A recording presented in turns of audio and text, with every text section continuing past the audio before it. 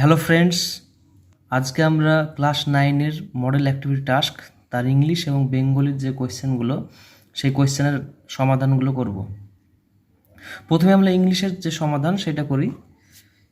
ইংলিশে প্রথমে একটা প্যারা তুলে দিয়েছে টেক্সটের।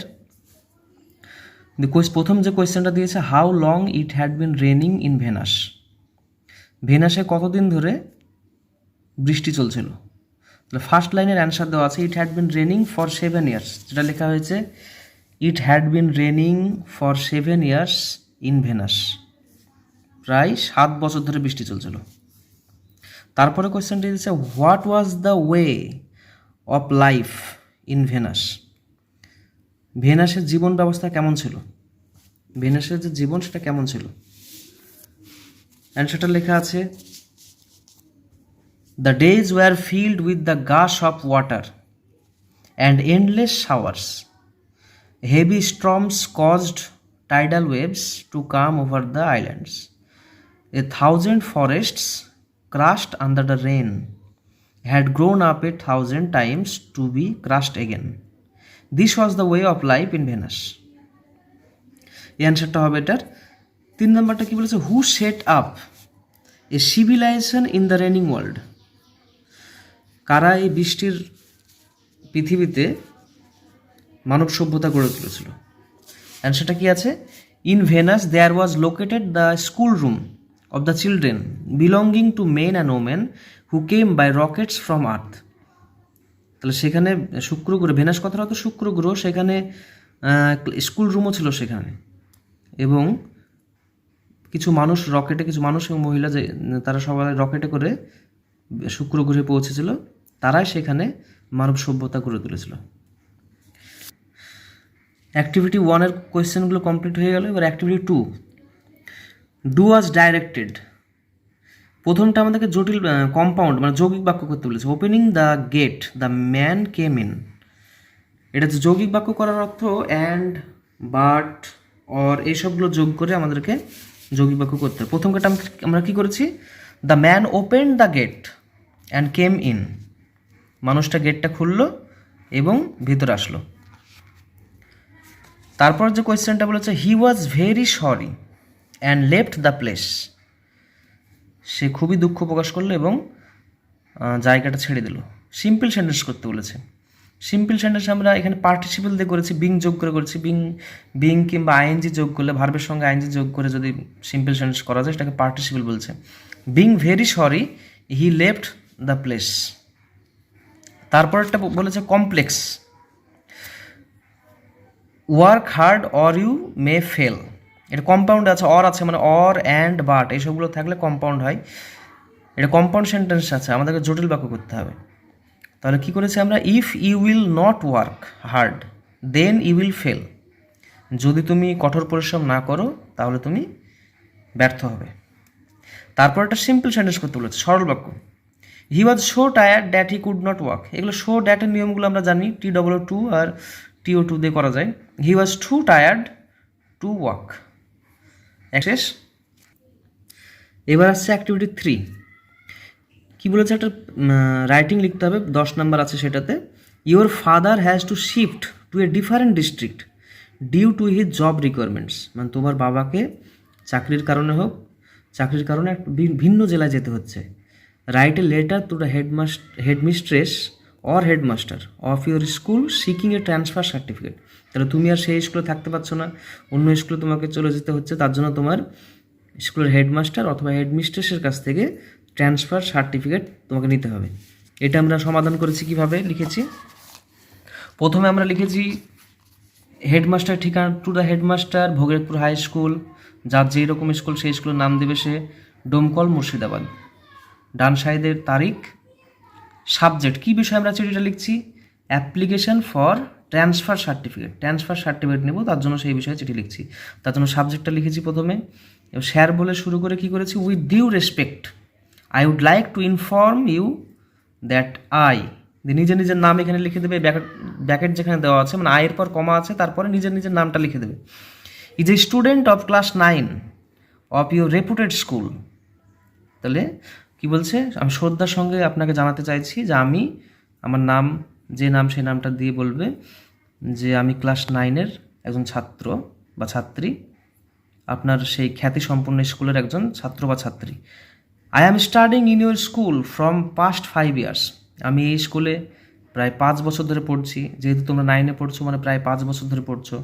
Recently my father has transferred from Baharampur to north 24 Pargana. খুব মানে রিসেন্টলি মানে ঘটনাক্রমে বর্তমানকালে আমার বাবা বহরমপুরে যে চাকরি করতো সেইখান থেকে নর্থ 24 পরগনা উত্তর 24 পরগনায় জবের কারণে, জব রিকোয়ারমেন্ট, চাকরির কারণে শিফট হয়ে যাচ্ছে, ট্রান্সফার হচ্ছে। My family will be shifted there soon, মানে আমাদের যে পরিবার মানে আমরা সকলেও সেখানে চলে যাব। As a result it is impossible for me to continue my study in your school. সেই কারণে আমার পক্ষে আর এই স্কুলে থাকা সম্ভব নয়, স্কুলে পড়া সম্ভব নয়। Therefore I request you to kindly grant me এর ট্রান্সফার সার্টিফিকেট। তার জন্য আমি আপনার কাছে রিকোয়েস্ট করছি যে দয়া করে আমাকে ট্রান্সফার সার্টিফিকেট দেওয়া হোক। I shall be thankful to you for this. তাহলে আমি আপনার কাছে কৃতজ্ঞ থাকবো, বাধিত থাকবো। শেষে আমরা লিখেছি ইউর ওবিডিয়েন্টলি, কমা দিয়ে তোমার নাম, তো কোন ক্লাসে পড়ো, রোল নাম্বার, ব্যাস তাহলেই শেষ হয়ে গেলো। এইভাবে ইংলিশটা আমাদের শেষ হয়ে গেল। এইবার বাংলার অ্যাক্টিভিটি টাস্কটা সমাধান করা যাক। বাংলার 1-এর যে প্রথম কোয়েশ্চেনটা দিয়েছে, বর্তমান যুগের ইংরেজি ও বাংলা আত্মনির্ভরশীল নয়। প্রাবন্ধিক কোন অর্থে আত্মনির্ভরশীল শব্দের প্রয়োগ ঘটিয়েছেন? বর্তমান যুগের ইংরেজি ও বাংলাকে কেন তিনি আত্মনির্ভরশীল মনে করেননি? তাহলে প্রথম যে কোয়েশ্চেনের অ্যান্সারটা কি লিখেছি আমরা? প্রথম অ্যান্সারটা কি বলেছে? প্রাবন্ধিক, প্রথম কোয়েশ্চেনটা বলেছে প্রাবন্ধিক কোন অর্থে আত্মনির্ভরশীল শব্দের প্রয়োগ ঘটেছেন।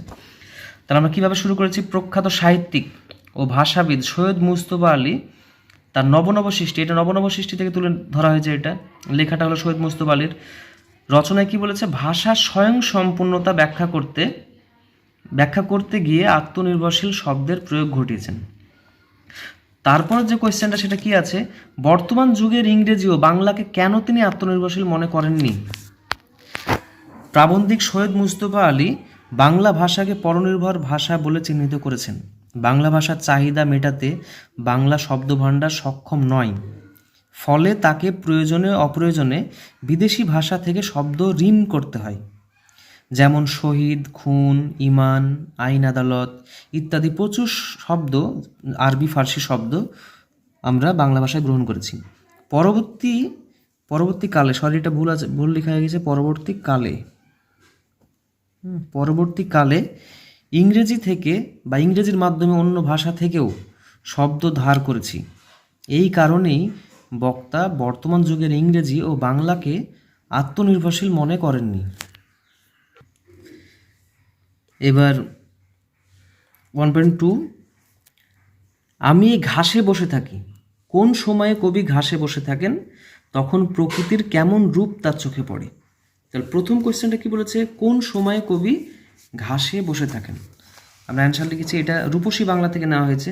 এই রূপসী বাংলা যে কাব্যগ্রন্থ, সেখান থেকে যে আকাশে 7টি তারা আছে, সেই আকাশে 7টি তারা কবিতা থেকে নেওয়া হয়েছে। এটা কি বলেছে? রূপসী বাংলা কাব্যগ্রন্থের অন্তর্গত আকাশে 7টি তারা কবিতায় কবি জীবনানন্দ দাশ সন্ধ্যার সূচনায় বঙ্গ প্রকৃতির মায়াবী রূপের বর্ণনা করেছেন। শুরু করেছি আমরা এটা দিয়ে। প্রথম কোয়েশ্চেনটা কি বলেছে? কোন সময় কবি ঘাসে বসে থাকেন? আকাশে 7টি তারা ফুটে উঠলে কবি জীবনানন্দ দাশ ঘাসের উপরে বসে থাকেন। প্রথম অ্যান্সারটা হলো। তারপরে যে বলেছে তখন প্রকৃতির কেমন রূপ তার চোখে ধরা পড়ে। প্রকৃতির রূপটা কেমন ধরা পড়ে? সন্ধ্যার সূচনায় গঙ্গাসাগরের ঢেবে অস্তমিত সূর্যের আলোয় ভাসমান মেঘ কামরাঙার মতো লাল বর্ণ ধারণ করে। কবি তা দেখে প্রাণচঞ্চল মুনিয়া পাখির মৃতদেহের কথা মনে পড়ে। রোজকার মতো শান্ত অনুগতভাবে সন্ধ্যা নামে।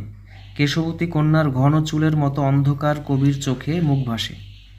এমন এক সন্ধ্যায় কবি বসে থাকেন ঘাসের ওপর আকাশে 7টি তারাকে সঙ্গী করে। এবার 1.3-এর কোয়েশ্চেনটা কি বলেছে? কিন্তু বিঘ্ন আছে বহু। পত্রলেখক স্বামী বিবেকানন্দ ভগিনী নিবেদিতাকে কিরূপ বিঘ্নের কথা জানিয়েছেন? অ্যান্সারটা দেখি আমরা। তাহলে এই প্রশ্নোদ্ধৃত উক্তিটি স্বামী বিবেকানন্দের চিঠি নামক গদ্যাংশ থেকে নেওয়া হয়েছে। চিঠি নবম শ্রেণীর যে চিঠি নামক যে গদ্যাংশ আছে সেইটা থেকে এটা তুলে ধরা হয়েছে। কি কি বিঘ্ন আছে? স্বামী বিবেকানন্দ ভগিনী নিবেদিতাকে কিরূপ বিঘ্নের কথা বলেছে বা বাধার কথা বলেছে? মিস মার্গারেট নোবেল বা ভগিনী নিবেদিতা ভারতে এসে কাজ করতে চান, এটা শুনে ভারতে তার কাজে কোন কোন অসুবিধা দেখা দিতে পারে সেই সম্পর্কে একটি চিঠিতে নিবেদিতাকে অবহিত করেন। কি কি বাধা আসতে পারে সেই বিষয়ে নিবেদিতাকে স্বামী বিবেকানন্দ জানান চিঠি লিখে। তিনি কি বলেন? এদেশের মানুষের মানসিকতা, আর্থসামাজিক প্রতিকূলতা, শাসক শোষিতের সম্পর্ক, প্রাকৃতিক প্রতিকূলতা, ইউরোপীয় স্বাচ্ছন্দ্যের অভাব এবং সর্বোপরি শ্বেতাঙ্গ মানুষদের সন্দেহ মিস নোবেলের কর্মপথের বাধা হয়ে উঠবে। তাহলে এগুলো হলো সবগুলো বাধা। কি কারণে বাধা হয়ে দাঁড়াবে সেই কারণগুলো এখানে দেওয়া আছে। বলো। নোটে গাছটা বুড়িয়ে ওঠে কিন্তু মুড়োয় না। উদ্ধৃতাংশে নোটে গাছের প্রসঙ্গ উত্থাপনে আবহমান কবিতায় রূপকথার আবেশ কিভাবে রচিত হয়েছে বিশ্লেষণ করো। এই অ্যান্সারটা কি লিখেছি আমরা? এটা আবহমান কবিতা থেকে নেওয়া হয়েছে নীরেন্দ্রনাথ চক্রবর্তীর। তো লিখেছি কবি নীরেন্দ্রনাথ চক্রবর্তী আবহমান কবিতায় বহমান কাল ধরে মানুষের পল্লী বাংলায় ফিরে আসার গল্পের কথা বলেছেন। রূপকথার গল্প শেষ হলে তবে নোটে গাছটি মুড়িয়ে যায়। আলোচ্য কবিতায় বহমান কাল ধরে মানুষের ঘরে ফেরার যে গল্প তিনি শোনান তা ফুরোনোর নয় বলেই নোটে গাছটি না মুড়িয়ে বুড়িয়ে ওঠে। তারপরে 1.5-এরটা আর আহারের সংস্থান রহিল না। আর আহারের সংস্থান রহিল না। রাধারানী ও তার মায়ের দুর্গতির চিত্র রাধারানী পাঠ্যাংশে কিভাবে চিত্রিত হয়েছে তা উদ্ধৃতাংশের আলোকে আলোচনা করো। এটা রাধারানীর গল্প থেকে নেওয়া হয়েছে আমাদের সাহিত্য সম্রাট বঙ্কিমচন্দ্রের লেখা। সাহিত্য সম্রাট বঙ্কিমচন্দ্র চট্টোপাধ্যায় রচিত রাধারানী পাঠ্যাংশে রাধারানীর পিতার মৃত্যুর পর তাদের প্রায় 10 লক্ষ টাকা সম্পত্তির অধিকার নিয়ে এক জ্ঞাতির সঙ্গে মোকদ্দমা হয়। মোকদ্দমা মামলা হয় কোথায়? হাইকোর্টে সেই মামলার রায়ে রাধারানীরা পরাজিত হলে আইন অনুযায়ী রাধারানী ও তার মাকে বাড়ি থেকে বিতাড়িত করা হয়, তাদেরকে বাড়ি থেকে তাড়িয়ে দেওয়া হয়। এতদিন ধরে মামলা চালানোর জন্য তাদের যতটুকু নগদ অর্থ ছিল তার সবই খরচ হয়ে যায়। যা টাকা জমানো ছিল সবগুলোই মামলা চালানোর জন্য খরচ হয়ে যায়। তার গয়না অলঙ্কারাদি যা ছিল সেগুলো বিক্রি করতে রাধারানীর মা বাধ্য হন। যত গয়না ছিল সবগুলো বিক্রি হয়ে যায়, তাদের আর কিছুই ছিল না। এই কারণেই তাদের আহারের সংস্থান ছিল না। 1.6-টা কি বলেছে? করভাস যে এখন সাধারণ কাকের থেকে নিজেকে আলাদা রাখতে চায় তার স্পষ্ট প্রমাণ আজকে পেলাম। প্রফেসর শঙ্কু কিভাবে সেই প্রমাণ পেয়েছেন? অ্যান্সারটা দেখি আমরা। 1.6-এর অ্যান্সারটা হলো সত্যজিৎ রায়ের লেখা করভাস গল্পে প্রফেসর শঙ্কু তার অর্নিথন যন্ত্র প্রয়োগ করার পর লক্ষ্য করেছিলেন করভাস অন্য কাকের থেকে আলাদা থাকছে। সাধারণত একটা কাকের মৃত্যুতে অনেক কাক হাজির হয়। একদিন দুপুরে বজ্র বিদ্যুৎ সহ বৃষ্টিতে শঙ্কু খেয়াল করেন একটা শিমুল গাছ থেকে ধোঁয়া বেরোচ্ছে।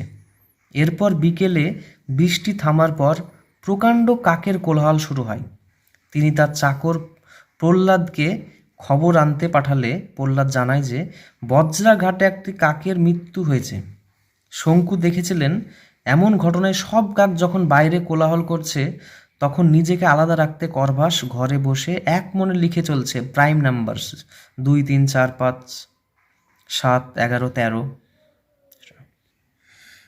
এবার 2-এর ভাগের 2.1-টা কি বলেছে? মৌলিক শব্দ বলতে কি বোঝো? এর অ্যান্সারটা কি লিখেছি আমরা? মৌলিক শব্দ যে শব্দকে বিশ্লেষণ করা যায় না তাকে মৌলিক শব্দ বলে। যেমন নাক, কান, এক, ইস, উফ ইত্যাদি। এগুলোকে ভাঙা যায় না যে শব্দগুলোকে, তাকে মৌলিক শব্দ বলছে। তারপরে 2.2-টা কি বলেছে? নবগঠিত শব্দকে কয়েকটি শ্রেণীতে ভাগ করা যায় এবং কি কি? নবগঠিত শব্দকে আমরা 2টি শ্রেণীতে ভাগ করতে পারি। একটা অবিমিশ্র, যেমন অনিকেত, অতিরেক প্রভৃতি। আর একটি হলো মিশ্র বা সংকর, যেমন হেড পণ্ডিত। যেমন হেড আর পণ্ডিত যুক্ত হয়ে হেড পণ্ডিত হয়েছে। হেডটা হলো ইংরেজি শব্দ, পণ্ডিতটা সংস্কৃত শব্দ, দুটো মিলে হেড পণ্ডিত। 2.3-টা কি বলেছে? তদ্ভব শব্দের দুটি উদাহরণ দাও। তদ্ভব শব্দের দুটি উদাহরণ, যেমন কার্য থেকে কর্য থেকে কাজ, খাদ্য থেকে খজ্জ থেকে খাজা। 2.4-এরটা কি বলেছে, দেশি শব্দকে অজ্ঞাত মূল শব্দ বলা হয় কেন? অজ্ঞাত মূল শব্দ মানে যার মূল সম্পর্কে আমরা জানি না। কিছু কিছু দেশি শব্দ আছে, যেসব দেশি শব্দগুলির উৎস খুবই প্রাচীন, যে সমস্ত দেশি শব্দগুলোর উৎস খুব প্রাচীন, যেগুলোকে উপলব্ধি করা গেলেও তাদের মূল খুঁজে পাওয়া যায় না, মানে উৎস কোথায় সেটা খুঁজে পাওয়া যায় না, তাদেরকে আমরা অজ্ঞাত মূল দেশি শব্দ বলছি। কারণ দেশি শব্দের ক্ষেত্রে আমরা তাদের মূলগুলোকে খুঁজে পাই না, কোথায় থেকে উৎপন্ন হয়েছে উৎসটা আমরা খুঁজে পাই না, তার জন্য এদেরকে বলা হয়েছে অজ্ঞাত মূল দেশি শব্দ, যেমন কোপাই, কাঁসাই ইত্যাদি।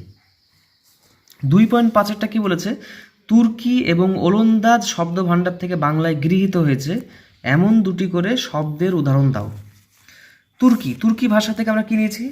তুর্কি ভাষা থেকে আমরা নিয়েছি দারোগা, আলখাল্লা, এসব অনেকগুলো আছে। ওলন্দাজ যত তাসের নাম আছে, তাসের নামগুলো সবগুলো ওলন্দাজ থেকে নেওয়া, যেমন তুরুপ, স্কাপন, আরও হতে পারে রুইতন, এগুলো সবগুলোই ওলন্দাজ থেকে নেওয়া। 2.6-এরটা কি বলেছে, তামিল শব্দ ভাণ্ডার থেকে বাংলা এসেছে এমন দুটি শব্দ লেখো। তামিল শব্দ ভাণ্ডার থেকে কী কী নিয়েছি আমরা, যেমন পিলে, চুরুট, এগুলো সব তামিল শব্দ থেকে বাংলা এসেছে। 2.7 একটা সুন্দর ছক করে দিয়েছে, যে ইংরেজি প্লাস বাংলা মিশিয়ে যে মিশ্র সংকর শব্দ তৈরি হয়েছে সেটার উদাহরণ দিতে হবে। পর্তুগিজ প্লাস হিন্দি একটা উদাহরণ দিতে হবে। তৎসম শব্দ প্লাস বিদেশি প্রত্যয় মিলে একটা উদাহরণ দিতে হবে। তাহলে প্রথমে ইংরেজি প্লাস বাংলা, যেমন হাফ হাতা, হাফটা ইংরেজি শব্দ, হাতাটা বাংলা শব্দ, যেমন হাফ হাতা হলো। পর্তুগিজ প্লাস হিন্দি, পর্তুগিজ শব্দ যেমন চাবি, হিন্দি শব্দ যেমন খানা, চাবি খানা। তৎসম শব্দ প্লাস বিদেশি প্রত্যয়, তৎসম শব্দ সূর্য, আর বিদেশি প্রত্যয় কেমন কবচ, দুটো মিলে সূর্য কবচ।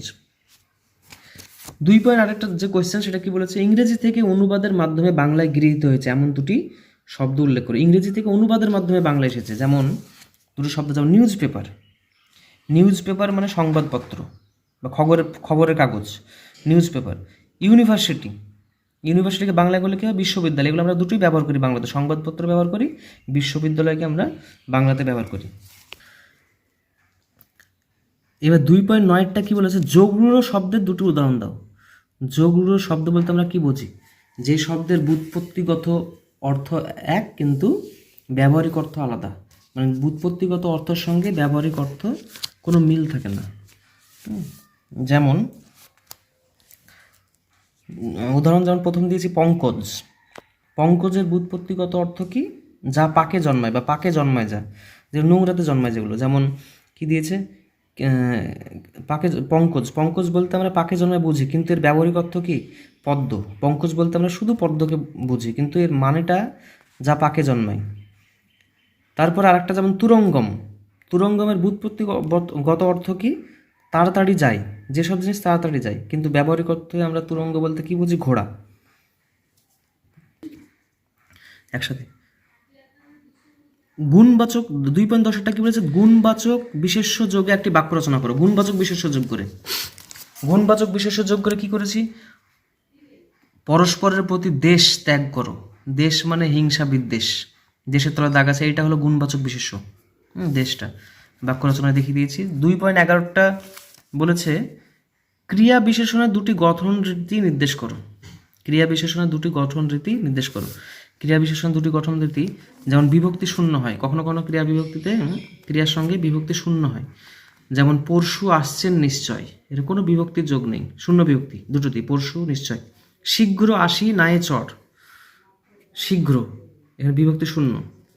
2 নম্বরে প্রত্যয়যুক্ত, যেমন কয়েকটা কি উদাহরণ দিয়েছে, ক্রমশ অগ্রসর হও, ক্রমশ তলা দাগ আছে। আমিষ ও নিরামিষ যেন একত্র রাখিও না, একত্র তলা দাগ, এটা প্রত্যয়যুক্ত ক্রিয়া বিশেষণ, আর আগেরটা হলো বিভক্তি শূন্য ক্রিয়া বিশেষণ। 2.12-টা কাছের ব্যক্তি বা বস্তুকে নির্দেশ করতে কোন সর্বনাম পদ ব্যবহার করা হয়। কাছের ব্যক্তি বা বস্তুকে নির্দেশ করতে আমরা সামীপ্যবাচক সর্বনাম ব্যবহার করি। কাছের ব্যক্তি বা বস্তুকে নির্দেশ করতে সামীপ্যবাচক সর্বনাম ব্যবহার করা হয়, যেমন এটা, ইনি, এরা ইত্যাদি। এগুলো সবগুলো দিয়ে কাছের ব্যক্তি বস্তুকে আমরা নির্দেশ করি। 2.13-টা বলেছে একটি তৎসম অব্যয় এবং একটি খাঁটি বাংলা অব্যয়ের উদাহরণ দাও। তৎসম অব্যয়ের উদাহরণ যেমন কি অদ্য, অদ্য, তৎসম অব্যয়ের উদাহরণ অদ্য। এছাড়া অনেকগুলো আছে। খাঁটি বাংলা অব্যয়ের উদাহরণ কি অথচ। ধাতুর গঠন অনুযায়ী ক্রিয়াপদ কত ধরনের হয়ে থাকে?